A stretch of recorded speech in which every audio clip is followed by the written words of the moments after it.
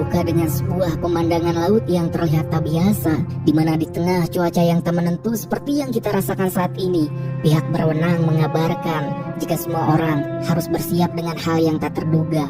Sebab kini cuaca sudah sangat susah untuk diprediksi seakan dunia kini sudah semakin di ujung zaman.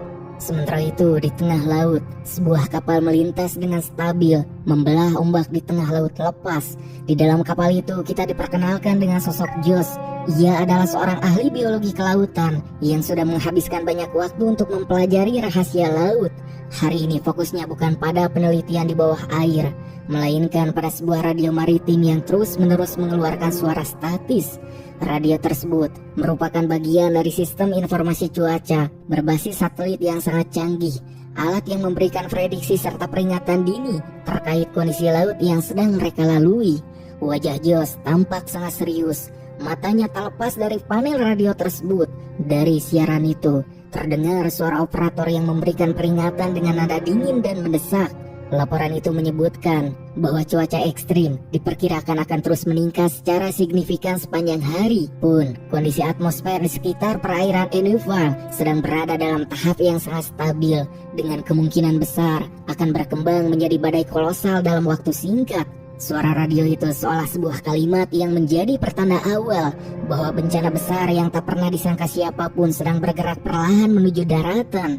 Berbekal pengalamannya, Josh tahu benar ini bukan sekadar hujan badai biasa. Ini adalah amukan alam yang bisa menelan apa saja yang dilewatinya. Cerita pun kemudian bergeser ke daratan, tepatnya di sisi lain pesisir Enugu yang masih tampak damai.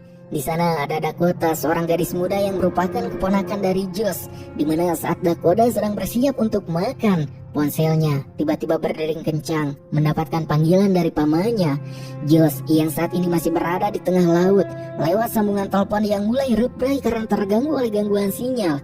Josh memperingatkan Dakota dengan suara yang sangat mendesak. Ia meminta Dakota untuk tidak membuang waktu sedetik pun dan segera melakukan evakuasi dari wilayah pesisir sebelum kondisi alam benar-benar memburuk. Peringatan dari Josh seolah menjadi gong pembuka bagi kekacauan yang akan terjadi, sebab setelahnya suasana di sekitar pemukiman pesisir pun mulai berubah drastis, di mana dalam waktu singkat pemerintah setempat baru saja mengeluarkan himbauan resmi yang disiarkan lewat pengeras suara dan berbagai saluran informasi, yang karena itu sejumlah warga mulai terlihat sangat sibuk berkemas. Mereka pun memasukkan koper, pakaian, barang-barang berharga hingga hewan peliharaan ke dalam bagasi mobil.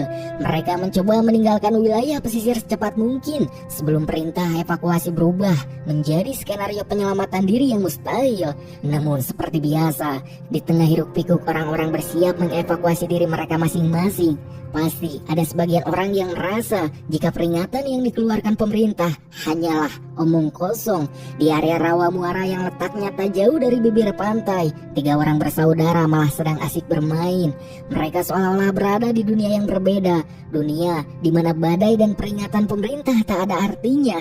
Mereka pun bermain dengan sangat beraninya, berayun-ayun di sebuah dahan pohon yang menjuntai di muara, tertawa lepas tanpa sedikit pun berpikir akan ada petaka besar yang sedang meluncur cepat menuju kota mereka. Hingga aksi badung mereka pun diganggu oleh seorang pria yang merupakan ayah tiri mereka, kita sebut saja Pak Jody. Di mana Pak Jody ini adalah sosok yang sangat ditakuti oleh anak-anak itu, seorang bapak galak dengan nada bicara yang penuh ledakan emosi. Kesal melihat ketiga anak tirinya, Pak Jody langsung memarahi ketiga anaknya habis-habisan, membentak mereka dengan kata-kata kasar dan memaksa mereka untuk segera pulang. Setelahnya adegan berpindah lagi pada sosok seorang gadis bernama Lisa yang sedang hamil tua. Hingga saat Lisa sedang mengendarai mobilnya, ia bertemu dengan tetangganya yang merupakan seorang supir truk solar yang sedang sibuk bekerja mengisi tangki besar di pinggir jalan. Dari obrolan singkat mereka nampak sebuah kenyataan yang sangat miris. Mereka berdua sama sekali belum mengetahui bahwa ada anjuran evakuasi dari pemerintah.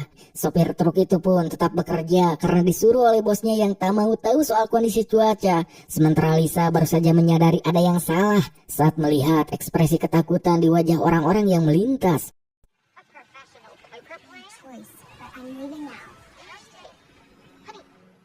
Kenyataannya, bukan hanya mereka berdua saja yang saat ini masih belum melakukan evakuasi. di mana ternyata masih banyak warga lain yang belum sadar sepenuhnya jikalau situasi sudah masuk dalam kategori darurat tingkat tinggi, termasuk si bapak galak judi yang tadi menjemput 3 bersaudara di Muara. Saat ia sudah berada di dalam mobil bersama anak-anak tirinya, radio mulai menyiarkan peringatan tentang badai besar yang akan segera menghantam daratan, lengkap dengan imbauan keras untuk segera pergi sejauh mungkin dari pesisir.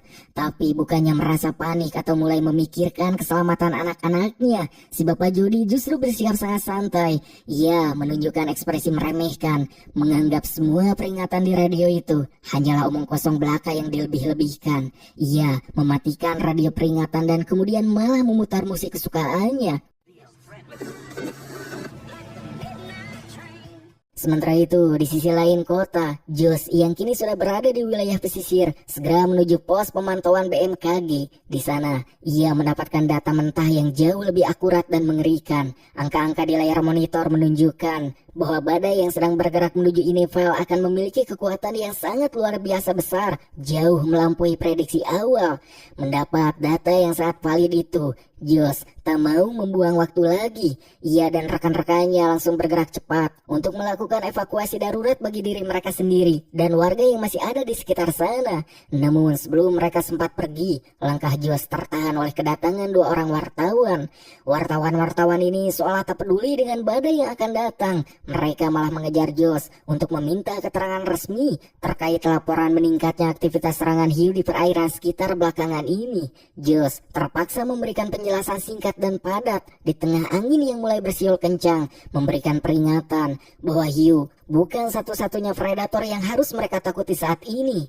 Saat itu juga situasi alam mulai makin berantakan. Langit yang tadinya hanya abu-abu kini berubah menjadi hitam pekat dan tekanan udara terasa sangat berat menekan dada.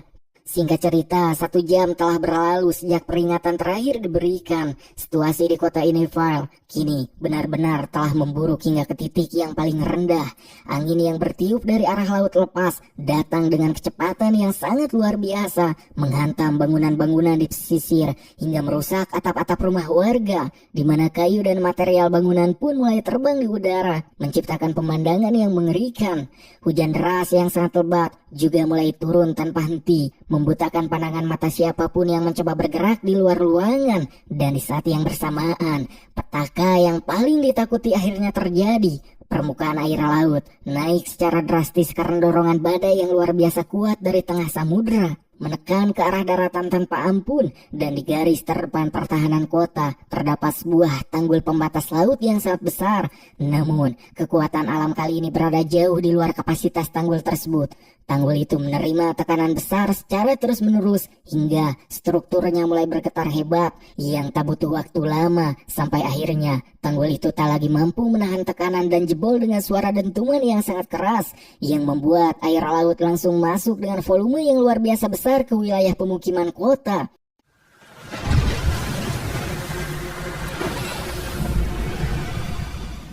Si supir truk tangki solar yang tadi sedang mengemudi kaget saat melihat tembok air datang ke arahnya sambil menumbangkan pohon-pohon besar seperti lidi. Ia harus bergerak dengan cepat, mencoba menyelamatkan diri dengan bermanuver berbahaya di tengah terjangan air yang mulai memenuhi jalanan. Tak hanya si supir solar, kita juga diperlihatkan sosok Lisa yang sedang berusaha menyelamatkan diri. Namun, kondisi Lisa jauh lebih sulit. Mobil yang dikendarai Lisa terseret arus yang deras hingga akhirnya menabrak batang pohon besar yang tumbang dan terjebak di sana, membuat Lisa terperangkap di dalam mobil yang mulai dipenuhi air.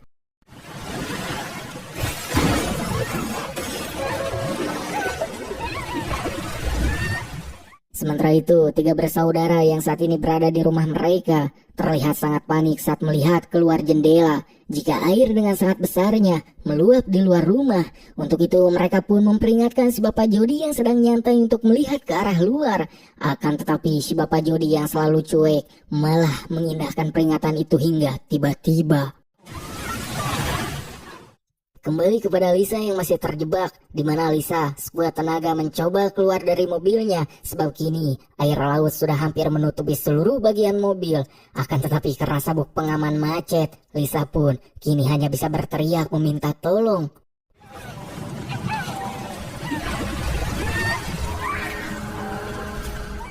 hingga dua orang pria yang sedang menaiki perahu kecil untuk menyelamatkan diri mereka sendiri mendengar teriakan histeris Lisa yang meminta tolong. Yang meskipun nyawa mereka sendiri sedang terancam, mereka akhirnya memutuskan untuk turun dari kapal dan berusaha menolong Lisa. Namun kondisi di lapangan sangat sulit karena banyak ranting dan puing-puing yang melilit mobil Lisa, membuat usaha untuk menolong Lisa sangat sulit dilakukan. Menyadari itu, salah satu pria bernama Jimmy kemudian mengambil alat pemotong besi. Namun saat Jimmy sampai ke mobil Lisa, sebuah kejadian yang tak terduga terjadi. Tanpa ada peringatan, air yang tadinya tenang mendadak bergejolak. Pun serangan yang tadi duga datang dari bawah permukaan, dan Jimmy merupakan korban pertama serangan hiu ganas yang terbawa oleh badai.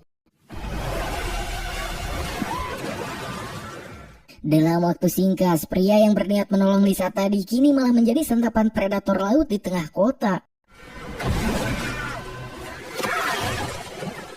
Adegan kemudian berpindah kembali kepada Josh yang sedang berada di pos darurat, menganalisa keadaan melalui peta digitalnya. Wajahnya tampak pucat saat melihat bahwa seluruh kota Innifail kini sudah benar-benar terendam air. Di situ juga dijelaskan sebuah kenyataan pahit. Jika tanggul sudah jebol, maka wilayah pesisir ini akan terisi air dalam waktu yang sangat lama. Sistem drainase kota tak akan mampu sanggup membuang volume air laut sebanyak itu kembali ke lautan. Terlebih lagi, keadaan geografis kota Innifail memang merupakan daratan yang posisinya lebih rendah dari permukaan air laut. Melihat semua kekacauan di peta itu, Josh tak tinggal diam. Di sana ada Dakota, keponakannya yang sangat ia sayangi, yang meskipun rekan-rekannya memperingatkan bahwa menuju ke sana adalah tindakan bundir, Josh tetap nekat. Ia mengambil peralatan evakuasi dan segera meluncur menuju wilayah pemukiman yang kini sudah berubah menjadi labirin air yang mematikan. Kita pun kembali ke rumah Dakota yang kini sudah dikelilingi oleh air. Namun, ketegangan justru makin meningkat saat Lisa mengungkapkan sebuah fakta bahwa ia sedang hamil. Menyadari adanya nyawa bayi yang harus diselamatkan, Dakota yang awalnya ketakutan mendadak mendapatkan keberanian yang luar biasa. Ia memilih untuk nekat melakukan upaya lebih demi membantu Lisa keluar dari sana menuju tempat yang lebih aman. Tanpa membuang waktu lagi, Dakota langsung turun ke lantai bawah yang airnya sudah setinggi pinggang. Ia berlari ke arah dapur, menyambar sebuah pisau besar yang tajam, lalu keluar melalui jendela. Dengan penuh resiko, Dakota merangkak di atas atap-atap rumah yang tergenang air, menjaga keseimbangannya agar tak terjatuh ke dalam air yang mungkin sudah dipenuhi hiu. Dan tujuannya adalah mencapai posisi mobil Lisa yang terjepit tadi.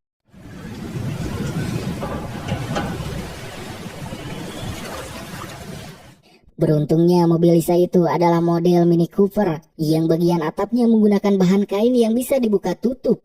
Dengan cepat, Dakota menyobek kain atap itu menggunakan pisau, menciptakan jalan keluar bagi Lisa yang perlahan tapi pasti. Ia membantu Lisa keluar dari jebakan itu dan membimbingnya merangkak kembali menuju atap rumah Dakota. Setelah posisi mereka sudah aman untuk sementara waktu, Dakota langsung berinisiatif untuk menata beberapa lembar kain di atap rumahnya, membentuk tulisan "Help" yang sangat besar sebagai sinyal bagi tim penyelamat udara jika ada yang melintas.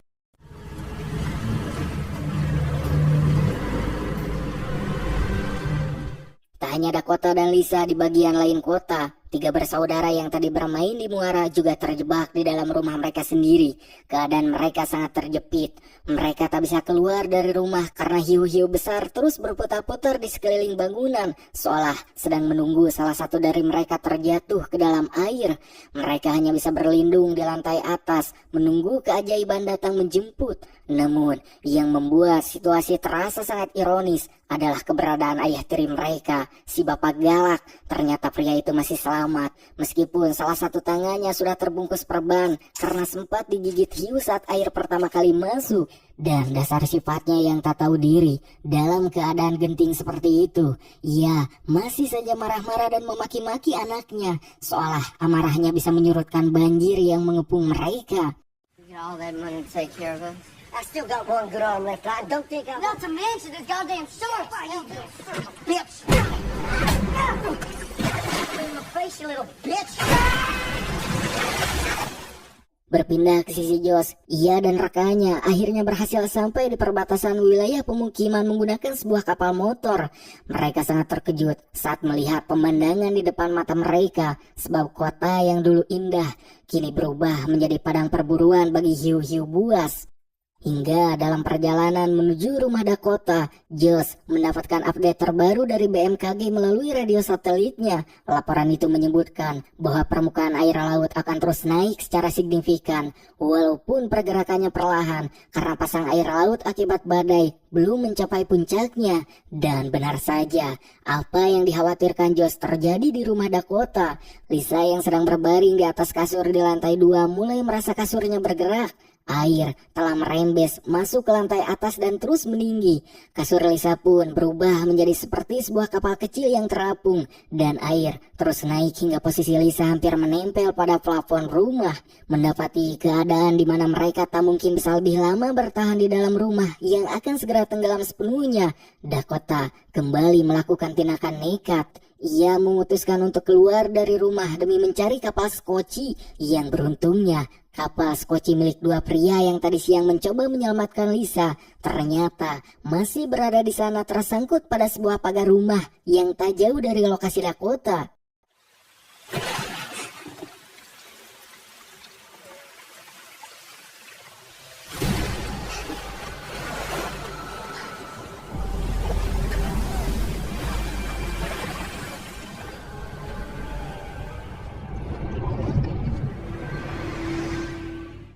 Kembali lagi kepada Josh, karena genangan air yang sangat luas menutupi seluruh daratan, pemandangan kota benar-benar berubah total. Jalanan yang biasa ia lalui kini tak lagi terlihat bentuknya, yang terlihat hanyalah hamparan air berwarna keruh dan atap-atap rumah yang sesekali muncul di permukaan. Hal ini pun membuat Josh dan rekannya harus berulang-ulang membaca peta navigasi agar tak menabrak bangunan yang tersembunyi di bawah air, dan perjalanan mereka terasa sangat lambat juga penuh rintangan. Bahkan sampai pagi hari tiba, Josh masih terus berjuang membelah lautan kota itu demi mencari keberadaan Dakota. Sekarang kita beralih kembali pada 3 bersaudara tadi. Nampak mereka masih berusaha bertahan hidup dengan cara apapun yang mereka bisa. Mereka mulai mengumpulkan potongan-potongan daging segar yang ada di dapur rumah mereka. Awalnya tak jelas apa yang akan mereka lakukan dengan daging tersebut, namun ternyata ada rencana besar di baliknya. Mereka juga mengumpulkan beberapa bahan peledak dan peralatan berburu milik ayah tiri mereka, yang memang dikenal sebagai pemburu yang suka mengoleksi persenjataan di rumahnya. Dan ketiga anak ini ternyata jauh lebih cerdik dari yang dibayangkan. Mereka sedang merancang sesuatu untuk melawan hiu-hiu yang mengurung mereka. Tak hanya 3 bersaudara itu, kita juga kembali melihat Lisa yang masih mengapung di atas kasurnya di tengah ruangan yang masih menyempit karena air yang terus naik. Sementara itu, Dakota sudah berada di atas koci sejak semalaman. Namun, entah karena kelelahan atau shock, Dakota tampak belum memiliki inisiatif untuk segera membawa Lisa bersamanya ke atas koci tersebut sampai fajar benar-benar menyingsing.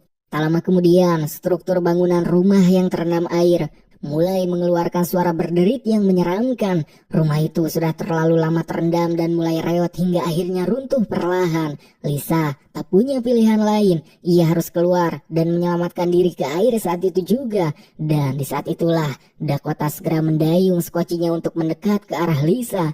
Namun drama mencapai puncaknya saat Lisa tiba-tiba mengalami kontraksi hebat dan mulai melahirkan bayinya tepat di saat ia baru saja akan naik skoci, yang karena proses persalinan terjadi di tengah air, itu otomatis membuat darah keluar dalam jumlah yang cukup banyak. Juga seperti yang kita tahu, darah adalah pemicu utama bagi indera penciuman hiu yang sangat tajam, di mana aroma darah segar itu seketika membangkitkan nafsu makan hiu-hiu di sekitar mereka, dan serangan besar pun tak terhindarkan lagi. Hiu-hiu itu pun mulai berenang cepat ke arah Lisa yang masih dalam posisi sangat rentan. Yang beruntungnya, dengan keberanian yang tak terduga, Dakota menggunakan sebuah busur panah yang entah ia dapatkan dari mana di tengah kekacauan itu, dan dengan akurasi yang luar biasa, ia berhasil menembak hiu-hiu yang mendekat, memberikan waktu bagi Lisa untuk naik ke atas koci.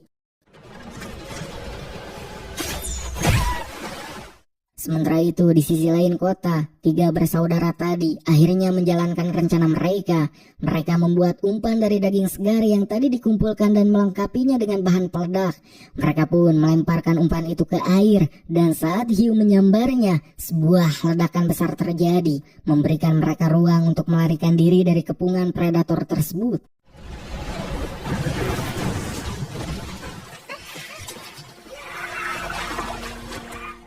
Sin pun kembali ke Lisa dan Dakota. Ternyata urusan mereka dengan hiu belum selesai begitu saja, di mana saat mereka baru saja berhasil naik ke atas perahu skoci dan mencoba untuk mendayung menjauh, nampak seekor hiu yang sangat besar menubruk lambung perahu dengan kekuatan penuh. Tubrukan itu pun membuat perahu terbalik, melempar Lisa, bayinya dan Dakota kembali ke dalam air yang penuh dengan ancaman. Dan di momen yang sangat kritis itu, tepat saat hiu tersebut bersiap mengonsumsi mereka, Josh akhirnya tiba. Josh datang dengan kapalnya dan langsung melemparkan sebuah alat khusus, semacam senjata pengusir hiu atau alat elektronik yang mengeluarkan frekuensi yang sangat dibenci oleh predator tersebut, di mana alat itu bekerja yang membuat hiu yang tadi menyerang mendadak bingung dan menjauh.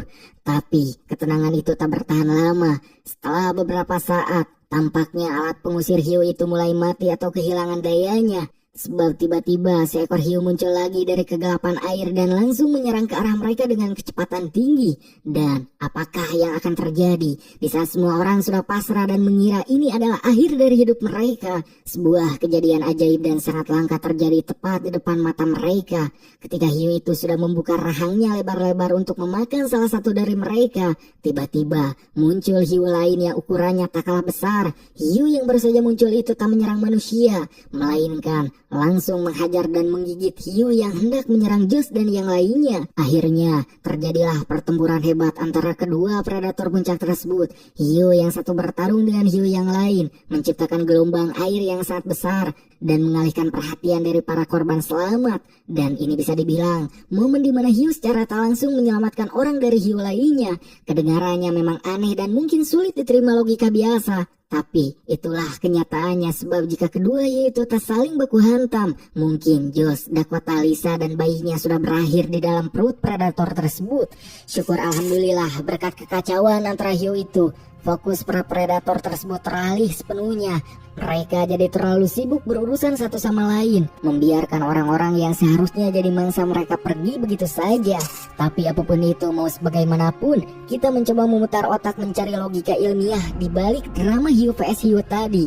Mungkin ada satu hal besar yang kita lupa, bahwa semesta akan selalu punya caranya sendiri untuk menjaga sebuah kehidupan yang masih murni. Bisa jadi pertempuran hiu itu adalah cara Tuhan mengizinkan sang bayi yang baru lahir tadi untuk memulai titik awal hidupnya dengan keselamatan di tengah bencana yang begitu dahsyat. Apapun alasannya, jika Tuhan sudah berkehendak agar seseorang selamat, maka tak ada satupun predator di dunia ini yang bisa menghalanginya. Pada akhirnya, di tengah kepungan air mata keputusasaan dan air laut yang asin yang dipenuhi oleh hiu, sebuah keajaiban benar-benar terjadi. Tanpa ada korban tambahan yang jatuh ke mulut hiu dari kelompok mereka, Josh pun berhasil menarik semuanya ke atas kapal evakuasi yang lebih besar.